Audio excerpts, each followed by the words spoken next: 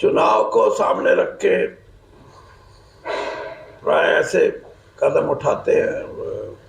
जो सत्तासीन पार्टी होती है वो एक नया रूप अपने दिखाने के लिए, ताकि लोगों में ये हो कि हाँ भाई अब कुछ नए रूप से आए हैं, ना कुछ शायद सुधार और कर सकेंगे। तो ये वोट के राजनीति में हमेशा ऐसे होता है कि कहीं मुख्यमंत्री बदले जाते हैं, कहीं 18 साल तक मुख्यमंत्री रहे, उनको चुनाव जीतने के बाद हटा भी दिया जाता है। तो हमारे मुख्यमंत्री को की जो विदाई है वो कम से कम चुनाव से पहले होगी। बाकी तो बीजेपी का चुनाव के बाद भी विदाई कर देते हैं। देखिए, बात यह है कि जो मतदाता है वो 6 महीने पहले अपना मन और अपना मस्तिष्क जमा देता है कि मेरे को क्या करना है।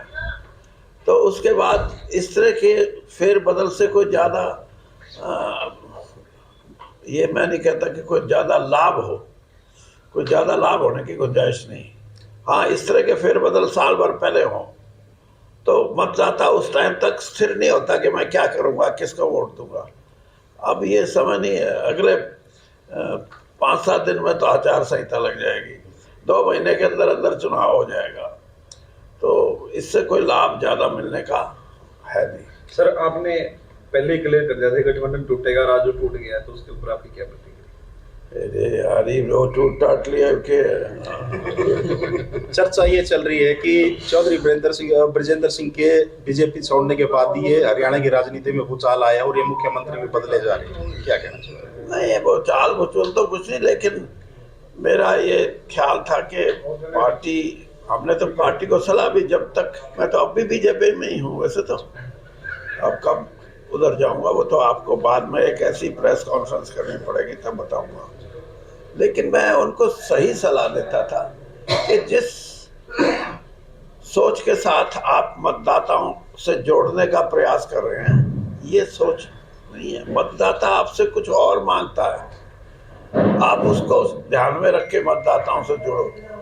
लेकिन मैंने अपने बोलने में और अपने 50 साल के अनुभव में कमी तो नहीं छोड़ी उनको बताने की, लेकिन अब उनकी एक अपनी रूपरेखा थी चुनाव में जाने के लिए, तो उसके लिए तो हम क्या कर सकते हैं, हम तो सलाह ही दे सकते हैं। वो तो ब्रजेंद्र सिंह 15 तारीख को यहाँ आएंगे और जितने भी हजारों कार्यकर्ता उनको यहाँ आने पे उनकी बात भी सुनेंगे, और आप भी पूछ रहे ना भाई कहाँ से चुनाव लड़ोगे।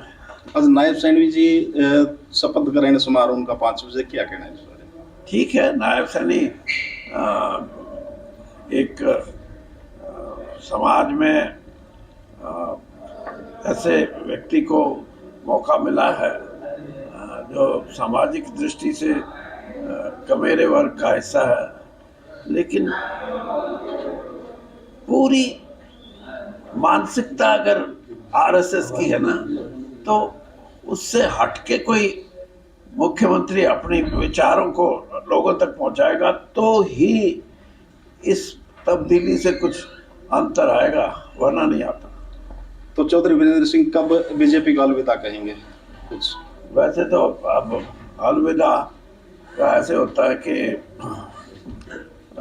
वो क्या बोलते हैं कि पूरे लाव लश्कर के साथ मैं ये चाहता था कि 5-4 लाख लोग इकट्ठा हों और राहुल गांधी और श्रीमती सोनिया गांधी और खड़गे जी, ये सारे के सारे आए, और क्योंकि वीरेंद्र सिंह अकेला बीजेपी छोड़ के और कांग्रेस में मिलेगा तो कुछ नहीं, जब तक साथी नहीं जाएंगे ना तब आएगी गर्मी। तो इसलिए मैंने कहा उनको, लेकिन वो अभी इस बात पे थोड़े से वो उनका मन ऐसे करता है कि अगर हम एक जगह चले गए तो फिर 10 जगह और जाना पड़ेगा, फिर हम किसी को इनकार नहीं कर सकते।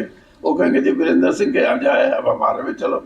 तो इसलिए अभी देखेंगे कि उनका विचार क्या है, और अगर उन्होंने इस चीज़ की हाँ करी तो फिर देख लेना इससे बड़ा जींद के अंदर जो कहते हैं ना देवीलाल जी के समय में 87 न्याय युद्ध में लोग इकट्ठा हुए थे। मैं कहता हूँ इस हरियाणा का नौजवान और इस हरियाणा की महिलाएं, इस हरियाणा का कमेरा वर्ग और ख़ास तौर पर किसान वर्ग इतनी बड़ी संख्या में आएगा कि सब रिकॉर्ड तोड़ देगा। हमसे जुड़े रहने के लिए हमारे YouTube चैनल को सब्सक्राइब करें और नई वीडियो की नोटिफिकेशन के लिए बेल आइकॉन को दबाएं।